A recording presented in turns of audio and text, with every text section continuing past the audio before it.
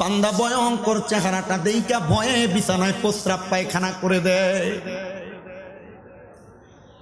হায়রে আমার কুচাইতলির বাবা, ও মুরব্বী বাবা, হে যুবক ভাই, হে পর্দার অন্তরালের মা, তুমি মারা যাওয়ার সময় যদি বিছানার মধ্যে প্রস্রাব পায়খানা কইরা দাও, তাইলে মানুষ মনে করব আজরাইলের ভয়ঙ্কর চেহারা দেইখা বিছানার মধ্যে প্রস্রাব পায়খানা কইরা দিছ। হায়রে আজরাইল এবার তার সামনে হাজির হইয়া যায়। আজরাইল আইসা এই বান্দার শরীর থেকে রুহু এখনো কবজ করে নাই। আজরাইল সামনে আসলে বান্দা আজরাইলের সঙ্গে কথা বলার চেষ্টা করবে, কিন্তু আজরাইলের সঙ্গে ওই সময় কথা বলা যাবে না। বান্দার দুই চোয়ালের মাঝখানে বান্দার জিহ্বাটা কামড় পড়ে যাবে। বান্দার চোখ দিয়ে আজরাইলের সঙ্গে কথা বলার চেষ্টা করবে, বান্দার চোখগুলা উল্টে যাবে। এবার আজরাইল বান্দার রুহু কবজ করবে না। রুহু কবজ করার আগে আজরাইলের ডান হাতের অংশটা বান্দার বুক বরাবর রাখবে। ওই সময় বান্দার গাড়ের সাহারকগুলা টাস টাস করে চিরে যায়, হাতের রগগুলা ছিঁড়ে যায়, পায়ের রগগুলা ছিঁড়ে যায়। বান্দার রক্ত চলাচল করতে পারে না, তখন বান্দার রক্তগুলা নাক আর মুখ দিয়া বের হয়। হায়রে এমন কষ্টের মরণ। পয়গম্বর ইদ্রিস আলাইহিস সালাতু ওয়াস সালাম বলে, এই মরণটা এত কষ্ট রে, একটা জীবিত ছাগল অথবা বকরিকে লটকায়া দিয়া শরীরের চামড়াটা টাইনা টাইনা জীবিত অবস্থায় ছিঁড়া ফেললে ওই ছাগলটার যত কষ্ট হয়, একটা মানুষের শরীর থেকে আজরাইল রুহুটা কবজ করার সময় মানুষটার বড় কষ্ট হয়।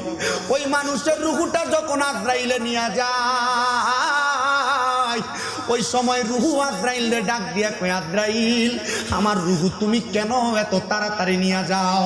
বলে, জানো আমার জন্য আমার আল্লাহ তাআলা কঠিন বড় আযাব রেডি করে রাখছে। যদি তুমি জানতা আমার এত তাড়াতাড়ি আমার আল্লাহ তাআলার আযাবের দিকে নিয়ে যাইতা না।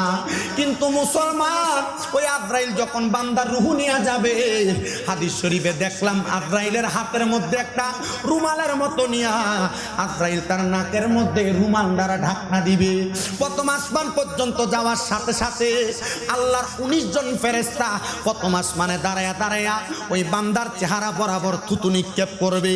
আজরাইল বলবে, কেন থুতু নিক্ষেপ করো? ওই ফেরেশতারা বলবে যে এই বান্দার রুহু নিয়ে আসলা, এই বান্দা বেঈমান, এই বান্দা বেআমল, এই বান্দা হারামখোর, এই বান্দা বেনামাজি, এই বান্দা পরের হক খানেওয়ালা, এই বান্দার রুহুটা গুনাহ করতে করতে দুর্গন্ধযুক্ত রুহ হয়ে গেছে। আমরা ফেরেশতারা বান্দার রুহুর দুর্গন্ধ সহ্য করতে পারি না, এই জন্য আমরা বান্দার দিকে থুতু নিক্ষেপ করি। আজরাইল বলবে, এই জন্যই তো আমরা আমাদের নাকের মধ্যে আমরা রুমাল লাগাইছি। এ বন্ধু, দুনিয়াতে কত আরাম কইরা কইরা সুদ খাও, দুনিয়াতে কত আরাম কইরা কইরা ঘুষ খাও, দুনিয়াতে কত আরাম কইরা কইরা পরের হক মাইরা মাইরা খাও, দুনিয়াতে কত আরাম কইরা কইরা মানুষ ওজনে কম দাও, দুনিয়াতে আরাম কইরা কইরা মিছা কথা কইরা টাকা কামাই করো। এবার আপনারা বলেন, এ হারাম করো, সুদ করো, ঘুষ করো, পরের হক খাওয়াই না দি, কবরে গেলে আযাবটা কি কম না বেশি? এবার কোন আমরা কুমিল্লা এলাকার মধ্যে সুদ করো কোনো নাই নাই? আমরা সমাজের মানুষ এটিরে ধরে নিয়ে মসজিদের সভাপতি বানাই। কথা কন না কেন? আমরা সমাজের মানুষের সুদকুর গোসকুটিরে ধরে নিয়ে মসজিদের সেক্রেটারি বানাই। এলাকার সর্দার মাথা পরে দায়িত্ব দিয়ে হারাম খুঁটিরে নিয়ে দেয়। এই কথা কন না কেন? নারীবাজি করে, পরের হক মেরা খায়, মানুষের জমি দখল করে খায়, এটিতে মসজিদের সভাপতি বানাই। কথা কন। আপনি যদি কোন না আমার কাছে দেখা করেন, আঙ্গুল দিয়ে দিয়ে দেখাই দেয় অমুক মসজিদে অমুক বেড়া করে। আমার বাড়ি কি বেশি দূরে? এখান থেকে হাঁটতে গেলে কতক্ষণ লাগবো? এবার কোন এমন অবস্থা আছে না নাই? এটির মাইটটা কবরে কেমন হইব? ওই আযাবুন শাদীদ, যন্ত্রণাদায়ক শাস্তি, কাঁসাবাসের গোড়া দিয়ে বাইরে হইব।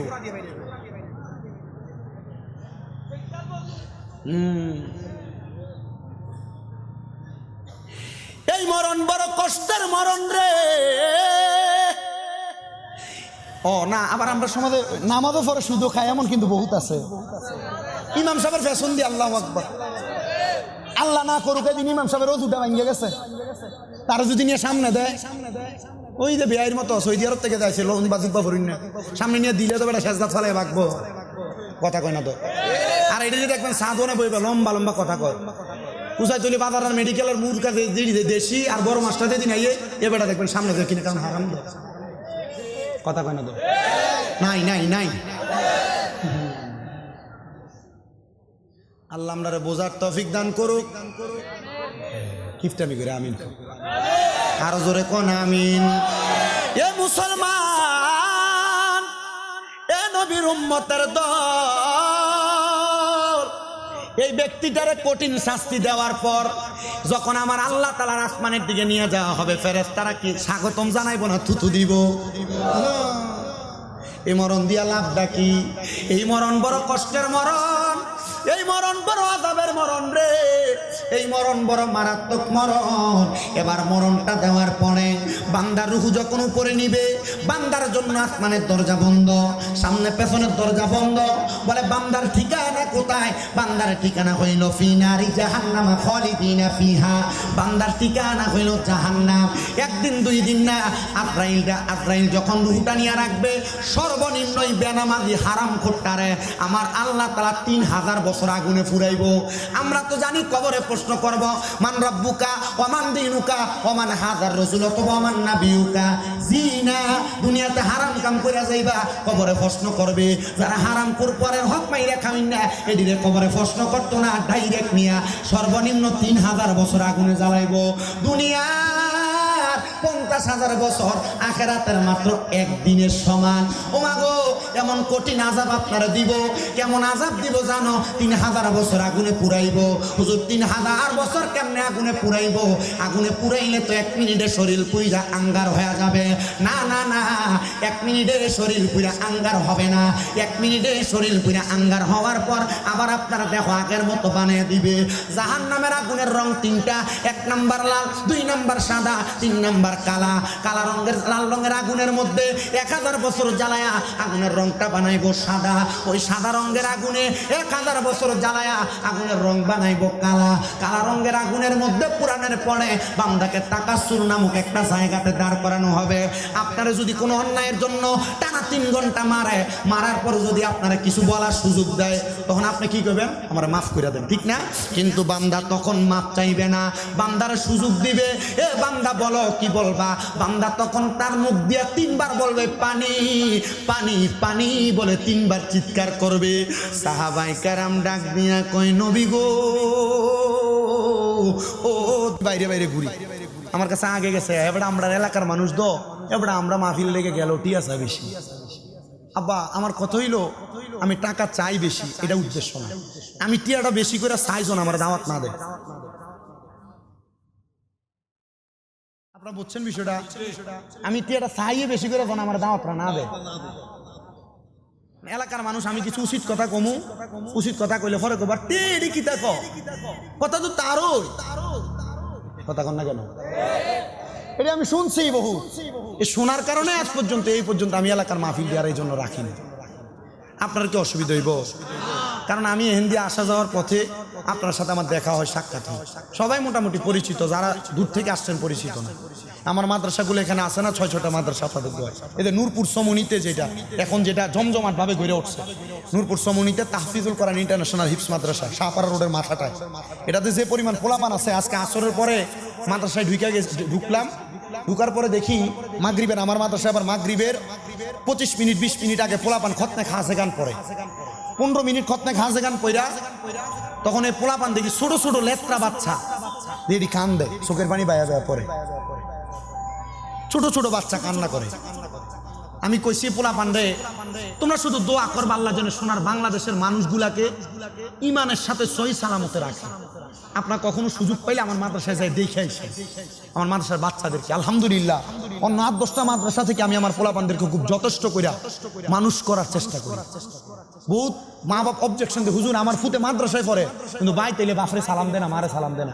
আর আমার মাদ্রাসার পোলাপান এখনো বাপ মারে আজকে দিয়ে যাইবেন, 3 মাস পর পোলা নিয়ে যাবেন, পোলা বাপ মা যদি সামনে আসলে ফাঁয়ে ধরে সালাম না করে, তাহলে এই পোলার পড়াইতাম না। আমার মাদ্রাসার পোলাপান ছোট যে বাচ্চাটা, এটাও তার মা বাপ তারা দেখতে আসলে পায়ে ধরে সালাম করে, সালাম দেয়। আমার মাদ্রাসার নুরানির পোলাপান গুলা এখনো পর্যন্ত জানাজার নামাজ পড়াইতে পারে। আপনি আর চাইতে কি চান বেশি? আমি এদেরকে বলছি তোমরা দোয়া করবা। এজন্য আমি যদি কুমিল্লা মাহফিল নাও করি, আমি আপনাদের জন্য মন থেকে চেষ্টা করি দোয়া করতে, কবুল করার মালিক আল্লাহ। আল্লাহ কসম করে বলি, আমি 3 মাস হয় মক্কা মদিনা থেকে আসছি। ওই যে আমরা আপনাদের এলাকার কৃতি সন্তান কামরুল হাসান হুজুরের মাধ্যমে কিন্তু গেছি, উনি পাঠাইছিল। এই মক্কা মদিনা যাই আমি দোয়া করছি, আল্লাহ আমার এলাকা না শুধু সারা বিশ্বের যত মানুষ এখনো মক্কা মদিনা আসতে পারে নাই, আল্লাহ আপনি তাদেরকে মরণের আগে একবার মক্কা মদিনায় নিন। কেন দোয়াটা করছি জানেন? কারণ আপনার কুসাইতলির মসজিদের ভিতরে 1 ওয়াক্ত নামাজ পড়লে 1 ওয়াক্তের সওয়াব পাবেন, কিন্তু মসজিদে নববীতে 1 ওয়াক্ত নামাজ পড়লে 50,000 ওয়াক্তের সওয়াব পাবেন। কুচাইতলির মসজিদে 12 পাড়ার মসজিদে 1 ওয়াক্ত নামাজ পড়বেন, 1 ওয়াক্তের সওয়াব পাবেন, কিন্তু কাবা ঘরের সামনে যাইয়া 1 ওয়াক্ত নামাজ পড়লে 1 লক্ষ ওয়াক্তের সওয়াব পাবেন। আপনি এর চাইতে বেশি কি চান? 1 লক্ষ ওয়াক্ত নামাজ আপনি কবে পড়বেন? আর পড়বেন যে কবুল হবে, এটার গ্যারান্টি কি? ঠিক না আব্বা? এই জন্য টাকা পয়সা 2-3 লাখ এক লগে হইলে এক জায়গা দিয়ে একটা ব্যবসাদার করে এলাম, এখান দিয়ে একটু জায়গা কিনে রাখা দেয়। আমি কোনো দূর দরকার নাই। এই টাকা পয়সা একসাথে হইলে মাত্র বেশি না তো 1,35,40,000 টাকা হইলে মোমরা হজে যাওয়া যায়। মক্কা মদিনা যায় দেখে আসেন, অন্তরের শান্তি কি প্রশান্তি কি আপনি বুঝবেন। আমি মক্কায় যে কাবা ঘরের গিলাপটা ধরে ধরে দোয়া করছি, আল্লাহ এই কাবা ঘর শান্তির জায়গা, কত মানুষ আসতে চায় টাকা পয়সার লেগে আসতে পারেন, আল্লাহ তাদেরকে একবার মক্কা মদিনা আনেন। আমি দোয়া করে আসছি। আপনি কি শান্তির জায়গা আপনি গেলে বুঝবেন। নিয়ত করবেন না, ডান হাত তোলেন, ডান হাতের তালুটার উপরের দিকে দেন, বলেন আল্লাহ। সবাই কয় না, কোন আল্লাহ জীবনে মরণের আগে একবার হলেও তাওয়াফে বাইতুল্লাহ জিয়ারতে রওজায়ে রাসূলুল্লাহ নসিব করেন, আমিন।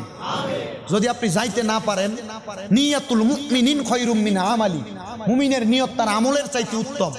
যদি আপনি যাওয়ার আগে মারা যান, আমল নামায় মক্কা মদিনা যাওয়ার সওয়াব হয়ে যাবে। এই জন্য টাকা পয়সা রাইখা কিফটামি করে লাভ নাই। চেষ্টা করেন, নিয়ত করেন, দেখবেন সফলতা আসবে। অনেক পোলাপান কক্সবাজার ঘুরার জন্য 10-15 হাজার টাকা বাজেট করে না। আমি কমু যে না, ওই দিন যে বেশি করে। এই 10-15 হাজার টাকা বাজেট যে করছেন, ওখানে গেলে আপনার সাহাবের সাথে গুণে বেশি। ট্যুর দেয় কিতা ট্যুর, শাহ আমানত জিয়ারত, শাহ আমানত বাইজিদ বুস্তামি, এরপরে ধরেন মোসেনাউলিয়া, এরপর এটি গুইরা কক্সবাজার। তো তুমি এনে দে সাহাব কামাই করে এনে দে লেংডা লেংডা বেরিয়ে দিকে, তুমি যে সাহাব কামাই করছো, কথা কয় না, সাহাব কামাই করছো, এটা কি সাহাব হইব না গুণ হইব? এই টাকাটা রাইখা দিবেন, নিয়ত করবেন এই টাকাটা দিয়ে আমি মক্কা মদিনা যাবো। আপনারা কোন কবুল করার মালিক কে? ওয়াজ ওই দিকে নিয়ে যাইতেছি ইনশাআল্লাহ। ইমানদার বান্দা যারা, এই ইমানদার বান্দার মরার সময় আজরাইল আসবে ইমানদারের কাছে 3 বার। কয়বার? আমি এর আগে কইছিলাম না 4 বার। মানে হুজুর যা কয় তাই, কথা কয় না, হুজুর যা কয় না, আমি নিজে একটু জাস্টিফাই করবো এমন না। ইমানদার বান্দার কাছে আজরাইল আসবে 4 বার। একবার আইসা সর্বপ্রথম ইমানদারের বুকের মধ্যে হামলা চালাইব, কিন্তু ইমানদার বান্দার বুকের মধ্য থেকে 2 জন ফেরেশতা বাধা দিবে, ডাক দিয়া বলবে আজরাইল, ইমানদার বান্দার রূহ তো বুক দিয়া নেওয়া যাবে না। বলে কেন কেন? বলে ইমানদার বান্দার বুকের মধ্যে তো আছে আল্লাহ নবীর ভালোবাসা, এই জন্য ইমানদার বান্দার রূহ বুক দিয়া নেওয়া যাবে না। আজরাইল এবার হামলা করবে বিভজিকার নূর, বান্দার চেহারা বরাবর, বান্দার চেহারা থেকে আওয়াজ আসবে বান্দা, কারণ ইমানদার বান্দা নামাজ পড়ে সেজদা দিছে, বান্দার কপাল থেকে আওয়াজ আসবে আজরাইল, আমার রূহ তো তুমি কপাল দিয়ে কবজ করতে পারবা না। বলে কেন? বলে বান্দা 5 ওয়াক্ত নামাজে সেজদা দিয়া আমার আল্লাহ তাআলার প্রশংসা আল্লাহ তাআলা শুকরিয়া আদায় করেছে। এ মুসলমান, এবার বান্দার ডান দিকে হামলা করবে, বান্দার ডান দিক থেকে আওয়াজ আসবে রে আজরাইল, বান্দার ডান দিক দিয়ে তো রূহ কবজ করা যাবে না। বলে কেন কেন কেন রূহ কবজ করা যাবে না? কারণ বান্দার ডান দিকে আছে পিতা মাতার খেদমত, তখন বান্দারে বাধা দিবে আজরাইলকে। এবার বান্দার বাম দিক দিয়ে হামলা করবে, বান্দার বাম দিক থেকে আজরাইলকে বলা হবে আমরা বান্দার দান এবং সাদাকা বান্দারে তোমরা রূহ কবজ করতে পারবা না। আজরাইল যায় আমার আল্লাহ তাআলার দরবারে দাঁড়াইবো, আমার আল্লাহ আদেশ করবে রে আজরাইল, বান্দা ইমানদার হওয়ার কারণে বান্দার রূহ এমন ভাবে নেওয়া যাবে না, কষ্ট দেওয়া যাবে না, এমন ভাবে রূহ কবজ করবা বান্দা যেন টের না পায়। বলে কেমনে কেমনে কেমনে গো, বান্দা কেমনে টের পাবে না? বলে বান্দা কিছুক্ষণ পর ইন্তেকালের আগে কালিমা পড়বে, বান্দার জবান দিয়ে কালেমার ধ্বনি বের হবে, ওই সময় বান্দার রূহ কবজ করবা। এবার বান্দার রূহ যখন কবজ করবে গো, বান্দার রূহ যখন কবজ করবে, বান্দার রূহ যখন কবজ করবে, আজরাইল ফেরেশতা বান্দার সামনে দাঁড়াইব, ওই বান্দা কালিমা তৈয়বা পড়বে, বান্দার মুখ দিয়ে যখন বাতাস বের হবে আজরাইল বান্দার রূহটা কবজ করবে, বান্দা টের পাবে না, টের পাবে না। আর বেঈমান বান্দার শরীরের চামড়া চিরা চিরা নেওয়ার মতো কষ্ট পাবে, ইমানদার বান্দা টের পাবে না। ইমানদার বান্দা কেমন হালত হবে জানো? ছোট একটা বাচ্চা যদি দুধের জন্য কান্না করে, তার মা তার মাথার মধ্যে হাত বুলে দিলে ছোট বাচ্চাটা যেমন ভাবে ঘুমিয়ে যায়, ইমানদার বান্দা তেমন ভাবে ঘুমিয়ে যাবে। বেঈমানের রূহ বলছে এত তাড়াতাড়ি নিও না, আর ইমানদারের রূহ ডাক দিয়ে বলবে আজরাইল আমার কেন এত তাড়াতাড়ি, তুমি এত আস্তে আস্তে নিয়ে যাও, তুমি যদি জানতা আল্লাহ তাআলা আমার জন্য কত বড় নিয়ামত রেডি করে রাখছে, তাইলে তুমি আমার আরো তাড়াতাড়ি নিয়ে যাইতা। হায়রে কুচাই তলির মানুষ, এমন ইমানদারের মরণ তোমার হইবনি, এমন ইমানি মরণ তোমার হইবনি, একটাবার তুমি চিন্তা করছো নি? ইমানদার বান্দার রূহ যখন আসমানের প্রথম দিকে নিয়ে যাবে, রহমতের ফেরেশতারা আহলা ওয়া সাহালান মারহাবান দুয়ুফুল্লাহ দুয়ুফুর রহমান বলে বান্দারে স্বাগতম জানাইবো। আর বেঈমানের বান্দারা জানে কি করছিল? তোমার ছিল। আর ইমানদাররে স্বাগতম স্বাগতম জানাইব। আপনি আপনার বিচার আমি করা লাগবে না, এলাকার কেউ করা লাগবে না। এখান থেকে বাড়ি যাবেন, ডান হাতটা ডান গালের লগে লাগাইয়া পাটারে মিমের মতো বাঁকা কইরা চিন্তা করবেন আমি এই কাজ করছি, এই কাজের কারণে কবরে গেলে আমি ইমানদারের মতো যাইতে পারতাম না, এই কাজ করছি, এই কাজ করার কারণে কবরে আমি বেঈমানের মতো যাবো। আপনার বিচার আপনি হিসাব মিলাইয়া আপনি আপনার জীবন পাল্টায় ফেলবেন। আমি কেন আপনারা কইতাম? আমি আমার ওয়াজের ভিতরে মানুষের নামাজের কথা কই না, কারণ নামাজের কথা কইলে লাভ নাই। বহুত ইমাম সাহেবরা ওয়াজে কয়, কুসাইতুলির মসজিদে নামাজের কথা কয় না, কথা কয় না, নামাজ পড়ে, জুমার নামাজে 2 রাকাত পড়ে সুরের মতো বাইরেছিল, ঠিক না বা? এ যাওনে যে যা বেরির কাজ যাবে, যা 5 ওয়াক্ত পড়ে না, শুক্রবারের দিনটা সদা না, এ কাপ যাবে, যা দেখছির বাড়ি সসম্যানের বাড়ি এলাকা শুক্রবারে কোন রকম যায় 2 রাকাত ছইরা তাড়াতাড়ি বাইরেছিল, কথা কয় না কেন? এ পুরা মসজিদের মুসল্লি জুতারি আউল দেয় বেটারা,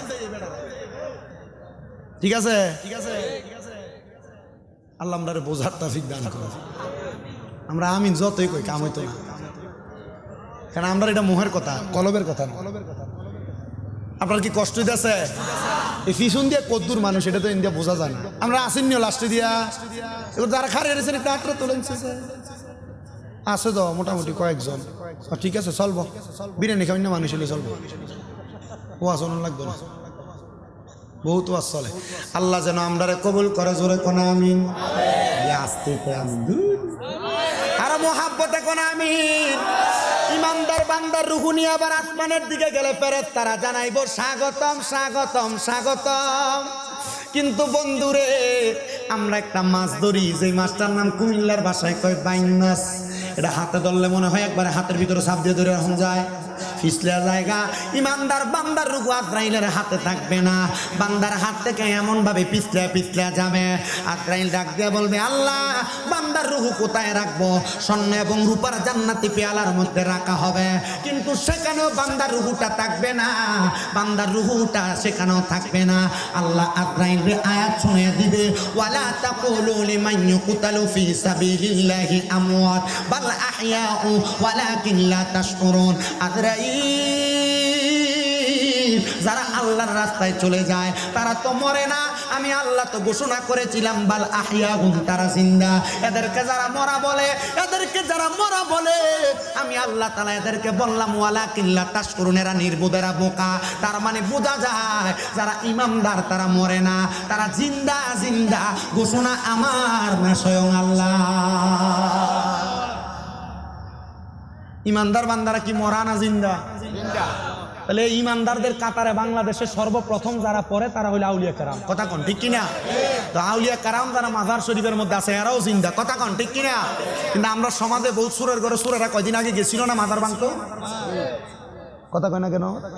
আপনার কি মাজার ভাঙার পক্ষে আছিলে? আমি আছিলাম। কেন? কারণ আছে। যে মাজারটি ভাঙতে গেছে এই প্রত্যেকটা মাজারের খাদিম হয় বাট ফান নয় সিটা বড় হুজুর কিনলে গা। কারণ দেহান তাকাই আছে এই যে মাজারটি ভাঙতে গেছে এই মাজারটির একটা লগেও একটা মাদ্রাসা নাই। কথা কন না কেন? একটা মাজারের লোক মাদ্রাসা নাই। আর মিয়া প্রত্যেকটা মাজারের লোকে যদি একটা মাদ্রাসা থাকতো, মানে এরা তো মাদ্রাসা করছে না, মাজারের গরু ছাগল যা পাইছে এটি টাকা দিয়ে নিজের পকেট গরম করছে। কথা কন না কেন? এর লাগে আমি যেই মাজারের আন্ডারে মাদ্রাসা নাই মাজারে দান করি না। এটা আমার স্বভাব। আপনি কি করবেন এটা আপনার বিষয়। আমি মাজারের বিরোধী না, মাজারের পক্ষে। কি কই শোনেন একটু মনোযোগ দিয়া। এই মাজারের খাদেমরা যদি লোক একটা মাদ্রাসা বানাইতো, যদি মাদ্রাসার ভিতরে 200-300 ছাত্র থাকতো, যে ফকিন্নির ফোলারা মাজার ভাঙতে গেছিল এই 200-300 ছাত্র যদি 200-300 লাঠি দিয়ে ধরে নিয়ে দিত, মাজার ভাঙার ক্ষমতা তার বাপের ছিল। এর লাগে আমি মাজার ভাঙার পক্ষে। মাজার যেখানে আছে এনে একটা মাদ্রাসা লাগবে। কথা কম। মাজারে মানুষে যে দান করবো এই দানের টাকা দিয়ে 3 ফুলাফান পড়বো, তাই হইল মাদ্রাসা। কথা কন না কেন? আল্লাহ আমরা বুঝার তৌফিক দিই।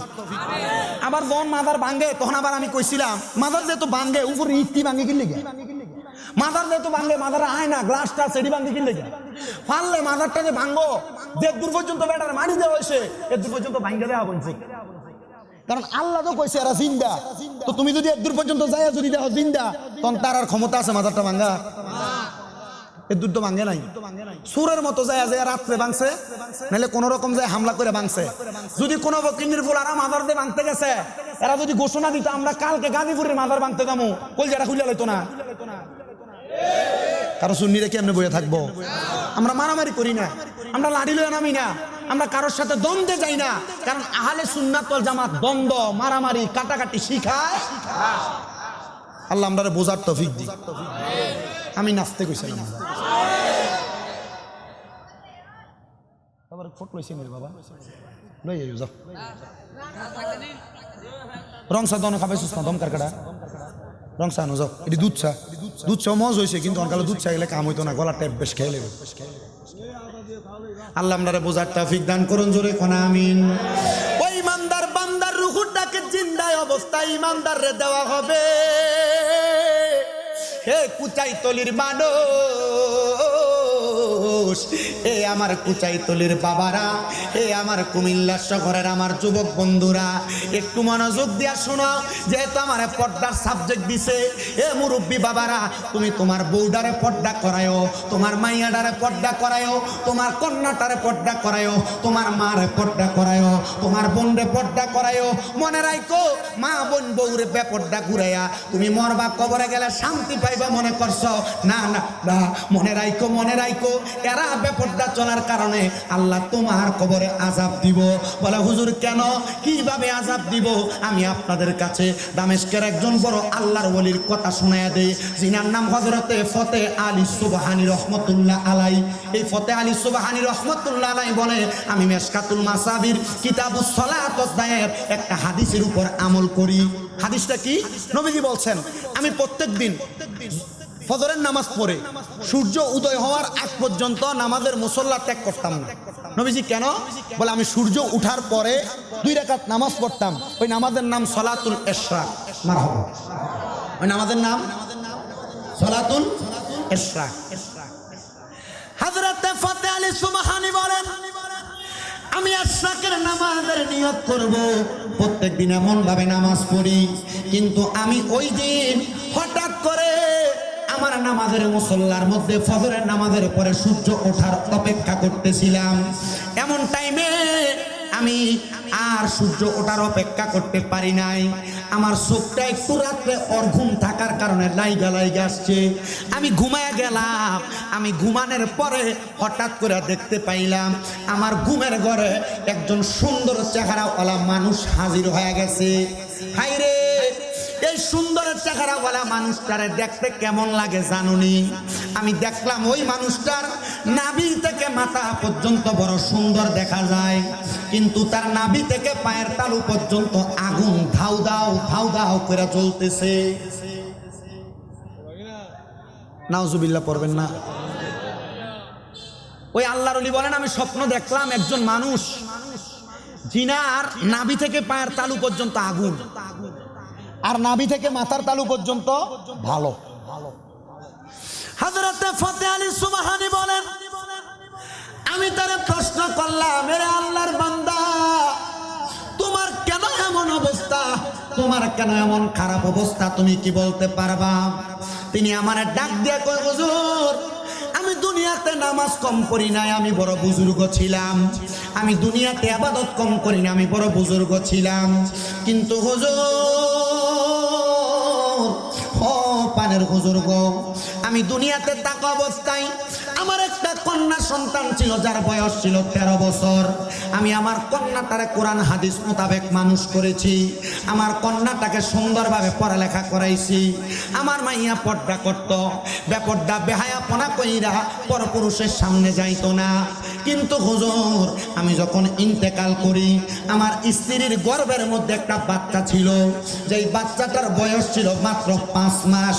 হুজুর, আমার ইন্তেকালের পরে ওই মাইয়াটা যখন জন্ম নিল, জন্ম নেওয়ার হর্ষে প্রাপ্তবয়স্ক, কিন্তু আমার প্রথম মেয়েটার মতো আমার দ্বিতীয় মেয়েটা হয় নাই। আমার মেয়েটা বড় উগ্র ছিল, বেপর্দা বেহায়াপনা কইরা ঘুরতো। আমার মেয়েটা বেপর্দাভাবে চলাফেরা করে। এই জন্য আমার আল্লাহ তাআলা আমি আব্বার কবরের মধ্যে আমার মেয়ের কারণে আযাব দেয়। এ আমার কুচাইতলি এলাকার মাইকের আওয়াজ শুনতেছ আমার মা বোনেরা, মনে রাইকো গো মা, তুমি বেপর্দা বেহায়াপনা কইরা চললে আমার আল্লাহ তাআলা তোমার আব্বার কবরে আযাব দিবে, তোমার আম্মার কবরে আযাব দিবে, তোমার স্বামীর কবরে, তোমার ভাইয়ের কবরে আযাব দিবে। ওই মাইয়াটার কথা বইলা আল্লাহর বান্দাটা হঠাৎ করে ঘুম থেকে চলে গেলেন। উনি ডাক দিয়া কয়, জগতের মানুষের দলেরা, জানো রে জগতের মানুষের দলেরা, আমি এমন স্বপ্ন দেখার পরে আমি আমার স্বপ্ন দ্রষ্টাটা ভাঙ্গা দিয়া আমি হঠাৎ করে আমার গায়ের মধ্যে তাকে দেখলাম চিকন চিকন ঘাম দেখা যায়। আমি এমন অবস্থা দেখা হঠাৎ করে আবার দাঁড়ায় গেলাম। আমি দাঁড়ায়া চিন্তা করলাম, কেমন অবস্থারে হইতেছে, কেমন অবস্থারে হইতেছে। একটা মাইয়ার কারণে আব্বার কবরের মধ্যে যন্ত্রণাদায়ক শাস্তি দেওয়া হইতেছে। এবার আমি চিন্তা করলাম, আমি তার খবর নিব কোন জায়গায় তার বাড়ি। দামেস্ক এলাকা তালাশ করতে করতে হঠাৎ কোন ঘরের মধ্যে দেখা না পাইয়া একটা ঘরের সামনে যে সালাম দেয়, আসসালামু আলাইকুম ওয়া রাহমাতুল্লাহ, আসসালামু আলাইকুম ওয়া রাহমাতুল্লাহ, আসসালামু আলাইকুম ওয়া রাহমাতুল্লাহ। তিনি বলেন 3 বার সালাম প্রদান করলাম, আমার জন্য দরজা খুলে না। কিন্তু তৃতীয়বার আমার সালামের জবাব না দিয়া একটা মেয়ে বেপরদাভাবে বের হইয়া তার হাতের মধ্যে থেকে একটা পানির পাত্র থাইকা কিছু ময়লা পানি আমার গায়ের মধ্যে ফিকা মারছে, কিছু ময়লা পানি আমার গায়ের মধ্যে মেলাইয়া দিছে। আমি এইটা দেখা আমি মাইয়াটার দিকে তাকাইলাম আর বললাম, এমন মাইয়া যে মাইয়া আমার গায়ের মধ্যে এমন ময়লা দিছে, আল্লাহ তুমি তার হেদায়েত দান করো। উনি ওই ঘরের সামনে যে 3 বার সালাম দিছে। কয়বার? 3 বার সালাম দেওয়ার পর দরজা খোলে না, কিন্তু তৃতীয়বার দরজা খুলে ওনার গায়ের উপরে কি মারছে? ময়লা পানি মারছে। উনি বলেন, আমি সেখান থেকে চলে যাচ্ছিলাম, এমন টাইমে মহিলাদের কণ্ঠে আমার কে জানি সালামের জবাব দেয়, ওয়া আলাইকুমুস সালাম ওয়া রাহমাতুল্লাহি ওয়া বারাকাতুহু। আমি সালামের জবাবটা পাইয়া তার দিকে তাকাইলাম না। দ্বিতীয়বার জবাব দেয়, তার দিকে তাকাইলাম না। তৃতীয়বার জবাব দেয়, তার দিকে তাকাইলাম না। আমি আবার না তাকানোর কারণে এবার আমারে আবার সালাম দেয়, আসসালামু আলাইকুম ওয়া রাহমাতুল্লাহ। বুঝতে পারলাম এ মাইয়াটা বড় শিক্ষিত মাইয়া। এ মাইয়া আমার সালামের জবাব যখন আমি দেই নাই, তখন মাইয়া উল্টে আমার আবার সালাম প্রদান করেছে। আমি জিজ্ঞাসা করলাম, আমি যে আপনাদেরকে এতবার সালাম দিলাম, জবাব দিলেন না, উল্টা আমার গায়ের উপর ময়লা পানি ফিকা মারলেন। কারণটা কি একবার কি বলবেন নাকি? উনি বলতেছেন, হুজুর আপনি যখন আমাদেরকে সালাম দেন তখন আমরা মা মেয়ে মিলা নামাজ পড়তেছিলাম। বলে আপনারা ঘরের মধ্যে সদস্য কয়জন? আমরা 3 জন সদস্য, কিন্তু আমার এই বোনটা বড় উগ্র, এই বোনটা বড় বেপরদা, এই বোনটা বড় বেহায়াপনার মতো চলাফেরা করে। হুজুর তার পক্ষ থেকে আমরা মাপ চাই, আপনি ক্ষমা সুন্দর দৃষ্টিতে দেখবেন। হুজুর ডাক দিয়া কয়, হ্যাঁ হ্যাঁ হ্যাঁ, এই মাইয়াটা উগ্র হওয়ার কারণে তোমার আব্বার কবরে আল্লাহ আযাব দিতেছে। নাউজুবিল্লাহ বললেন না? এই মেয়েটা উগ্র হওয়ার কারণে তোমার আব্বার কবরে আযাব দেয়। এই কথা শুনে ওই মেয়েটা ওই আলেমের পায়ের মধ্যে জড়ায় ধরে ডাক দিয়ে কই, হুজুর আমি আমার জন্মের পরে আব্বাকে দেখি নাই, উনি ইন্তেকাল করেছে। হুজুর আমার আব্বা জান বুঝি আমি মেয়ের কারণে আযাবের শিকার। হুজুর আপনি বলেন না আমার আব্বারে আল্লাহ কেমনে মাফ করব? বলে তুমি ব্যাপারটা চলবা, আল্লাহ তাআলা তোমার আব্বারে মাফ করব তুমি মনে করছো? মাইয়া ডাক দিয়ে কই, হুজুর ওয়াদা করলাম আর ব্যাপারটা চলবো না, আল্লাহর ওয়াস্তে মাফ করে দেন হুজুর, আমি এখন থেকে নামাজ আদায় করব। ওই মাইয়া বলেন, আমি হুজুরের কাছে ক্ষমা প্রার্থনা কইরা একটানা 7 দিন পর্যন্ত নামাজ আদায় করি, আর ব্যাপারটা চলি না, বেহায়াপনা করি না। এ কুচাইতলির মুজিরা কান্দির পাড়ের মার্কেটটা তোমার সব জায়গায় চিনা। ব্যাপারটা চলতে চলতে ঢিলাঢালা বুরকা না পইরা টাইট ফিটিং জামা পড়তে পড়তে, গায়ে হলুদের অনুষ্ঠানে নাচতে নাচতে, বেহায়াপনা করতে করতে তোমার লজ্জা চলে গেছে। মা গো মনে রাখবা, দাইয়ুস মহিলারা জান্নাতে প্রবেশ করবে না। ওই মাইয়াটা 7 দিন পর্যন্ত আল্লাহ তাআলার ইবাদত করছে। 7 দিন পর্যন্ত ওই ফতে আলী সুবহানী নামক আল্লাহর বান্দার কাছে যায় ডাক দিয়ে কই, হুজুর আপনার কাছে আমার করজোরে আবদার, হুজুর আপনি বলেন না আমার আল্লাহ তাআলা আমার আব্বারে মাফ করছেনি।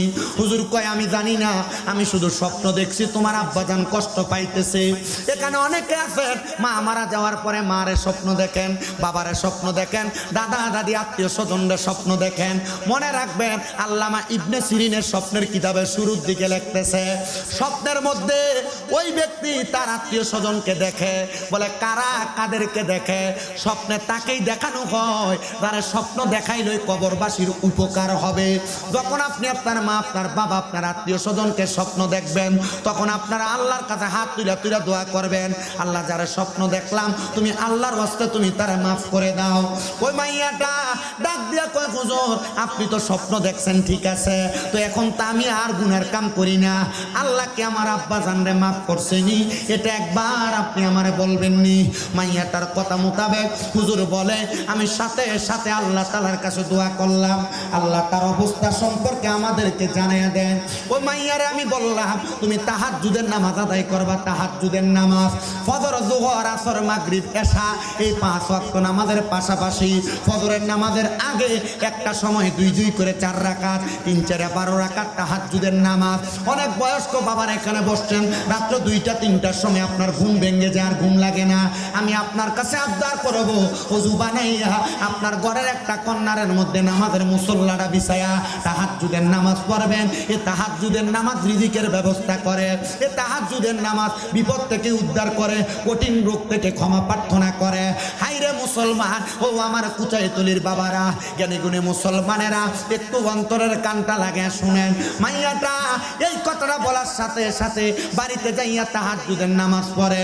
মাইয়া ডাক দিয়া কয়, আমি তাহাজ্জুদের নামাজ পইরা পইরা যখন কান্নাকাটি করি, আমি হঠাৎ করে দেখতে পাইলাম রে জগতের মানুষ, একটা সাদা রঙের পোশাক পরা ব্যক্তি আমার ঘরের মধ্যে আইসা আমার মাথাটার মধ্যে হাতটা ভুলে দিতেছে। আমি জিজ্ঞাসা করলাম, কে গো আপনি, আপনার পরিচয় কি? উনি আমারে পরিচয় দেয়, আমি হইলাম তোমার জন্মদাতা বাবা। ও আব্বা, আপনি যে আমার বাবা বলে পরিচয় দেন, আপনি না বুঝে আমি মেয়ের কারণে কবরের মধ্যে কঠিন আযাবের শিকার। আব্বা গো, আপনি বলেন না আপনি কবরের আযাবের শিকার কেন? ও আব্বা, আপনি বলেন না আপনি কেন কবরের আযাবের শিকার?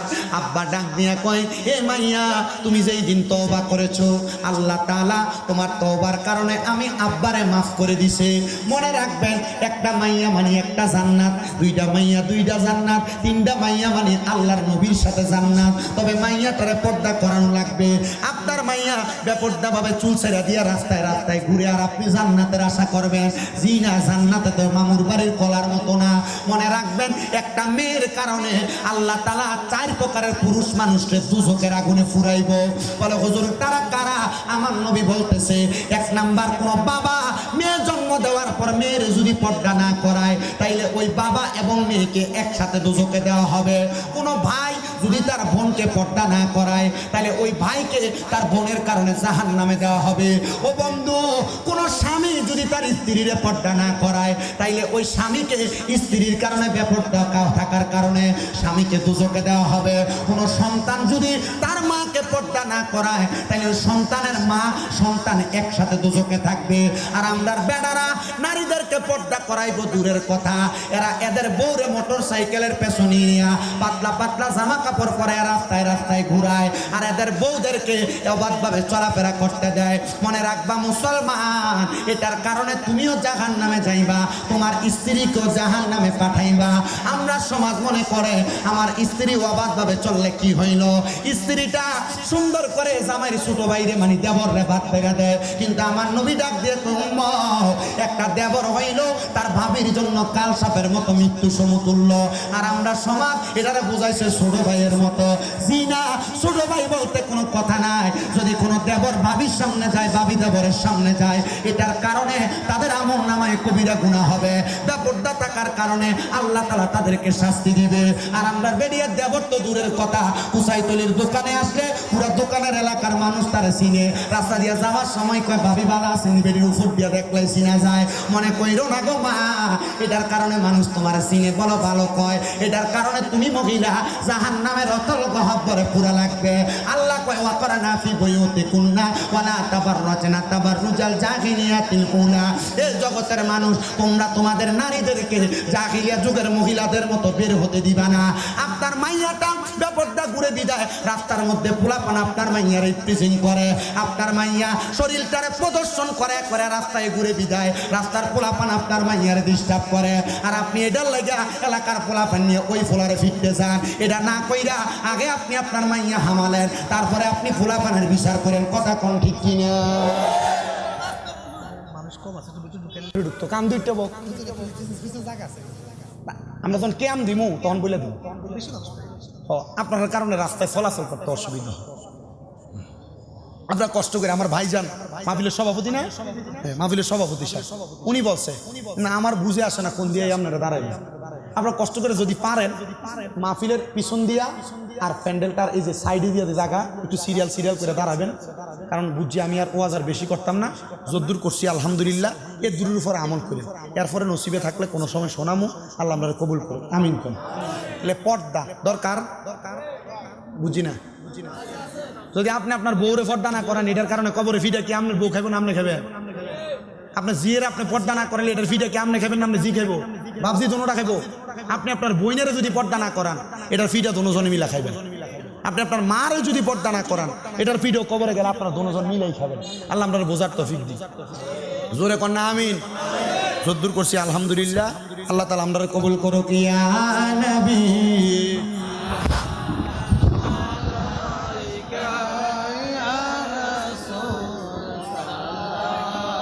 সবাই ভিতরে ঢুকে যান। ইয়া রাসূল, আপনার কত তালাশ করলাম সন্ধান পাইলাম না। আল্লাহ বহু সন্ধানের পরে এই কুমিল্লা শহরের অন্তর্গত আদর্শ সদর কুমিল্লা মেডিকেল কলেজ সংলগ্ন কুচাইতলি সরদার বাড়ি যুব সমাজের উদ্যোগে কবরবাসীদের আত্মার মাগফিরাত কামনায় মহাপবিত্র ঈদে মিলাদুন্নবী সাল্লাল্লাহু আলাইহি ওয়াসাল্লাম আজিমুশ শান ওয়াজ দুয়ার মাহফিল সাজাইয়া আমার সঙ্গে উলামায়ে কেরাম, দাড়ি পাকা মুরব্বী বাবারা, তলেবুল ইলম, বিশেষ করে আমার যুবক নওজোয়ান ভাইয়েরা, ছোট্ট ছোট্ট মাসুম বাচ্চারা, পর্দার অন্তরালে আমার কত মা বোনেরা, মাপ পাওয়ার আশায় আল্লাহ দুইখানা হাত বাড়াইছে গো আল্লাহ। যার হাতটা তোমার কাছে মায়া লাগে, পছন্দ হয়, ওই হাতের উসিলায় আমরা প্রত্যেকের জীবনের গুনাহ মাফ কইরা আমরা রে বেগুনাহ মাসুম বান্দা বানায়া দাও আল্লাহ। আজকের মুনাজাতের মধ্যে কে জানি হাত বাড়াইছে, কার জানি জগতের মধ্যে বাবা নাই। যেই বাবা রিক্সা চালাইয়া মাটি কাইটা মাথার গাম পায়ে ফালাইয়া নিজের রক্তরে পানি বানাইয়া সন্তানরে মানুষের মতো মানুষ বানাইছে, এমন আব্বা যাদের অন্ধকার কবরের আল্লাহ আব্বার কবর জান্নাতের বাগান বানাইয়া দাও আল্লাহ। কে জানি হাত বাড়াইছে, কার জানি জগতের মধ্যে মা নাই। হাইরে মা, যেই মারে মা কইয়া ডাকলে কলিজার আগুন ঠান্ডা হইয়া যায়, যেই মায়ের দিকে নেক নজরে তাকাইলে কবুল হজরের সওয়াব হইয়া যায় আল্লাহ। যার এমন মা দুঃখিনী অন্ধকার কবরে, আম্মার কবর জান্নাতের বাগান বানায়া দাও। কে জানি হাত বাড়াইছে গো, মাও নাই বাবাও নাই, জনমের মতো এতিম, এমন আম্মায় আব্বা যাদের অন্ধকার কবরের আল্লাহ আম্মায় আব্বার কবর জান্নাতের বাগান বানায়া দাও আল্লাহ। কে জানি হাত বাড়াইছে, মাও নাই বাবাও নাই, জনমের এতিম রে আল্লাহ। যেই মা বাবা নিজের জীবনটারে নাশ করছে সন্তানের ভবিষ্যতের দিকে তাকায়া, এমন মা বাবা যাদের অন্ধকার কবরে, আম্মায় আব্বার কবর নাজাতের ফয়সালা করে দাও। আমার একজন বাবা যান কিছু হাদিয়া প্রদান করে আম্মা আব্বার জন্য দোয়া চাইছে আল্লাহ, ওনার আম্মা আব্বারে তুমি ক্ষমা করো আল্লাহ। এই মাহফিলে যারা টাকা দিয়া, পয়সা দিয়া, শ্রম দিয়া, বুদ্ধি দিয়া, পরামর্শ দিয়া, মাইক দিয়া, লাইট দিয়া, প্যান্ডেল দিয়া, মিডিয়ার বাইরা সহ সম্মানিত শ্রোতা মণ্ডলী, পুরুষেরা, পর্দার অন্তরালের আমার মা বোনেরা, আল্লাহ প্রত্যেকরে তুমি কবুল মঞ্জুর করে নাও। মনিব বিশেষ করে আক্তার ভাইয়ের জন্য দোয়া চাওয়া হয়েছে, ওনা অসুস্থ মানুষ, শেফায়ে আদলা কামেলা নসিব করে দাও আল্লাহ। বিশেষ করে এই কুমিল্লাটার জমিনে শান্তির ফয়সালা, সারা বিশ্বের আনাচে কানাচে যত মুসলমান ইমামদার আছে প্রত্যেককে আপনি শান্তির পয়গামে কবুল আর মঞ্জুর করে নেন রাব্বুল আলামিন আল্লাহ। এই মাহফিলে যারা টাকা দিয়া, পয়সা দিয়া, শ্রম দিয়া, বুদ্ধি দিয়া, পরামর্শ দিয়া, বিশেষ করে অনেক প্রবাসী ভাইয়েরা বিদেশ থেকে দোয়া চায় আল্লাহ, প্রবাসীদের কামাই রুজিতে বরকত দাও, প্রবাসীদের হায়াতে বরকত দাও, প্রবাসীদের মনের নেক নেক আশা পূরণ করো আল্লাহ। প্রবাসীরা দেশের বাড়ি থেকে বিদেশের বাড়িতে যাইয়া বড় কষ্ট কইরা পরিবারের জন্য ইনকাম করে আল্লাহ, প্রত্যেক প্রবাসীদেরকে তুমি কবুল আর মঞ্জুর করে নাও। এই মাহফিল কিয়ামতের আগ পর্যন্ত কবুল মঞ্জুর করো। মাহফিলকে যারা এত সুন্দরভাবে ব্যবস্থাপনা করেছে, এলাকার যুব সমাজ, সর্দার বাড়ির যুব সমাজ, আল্লাহ তাদেরকেও তুমি কবুল মঞ্জুর করো। এই যুবকদের কামাই রুজির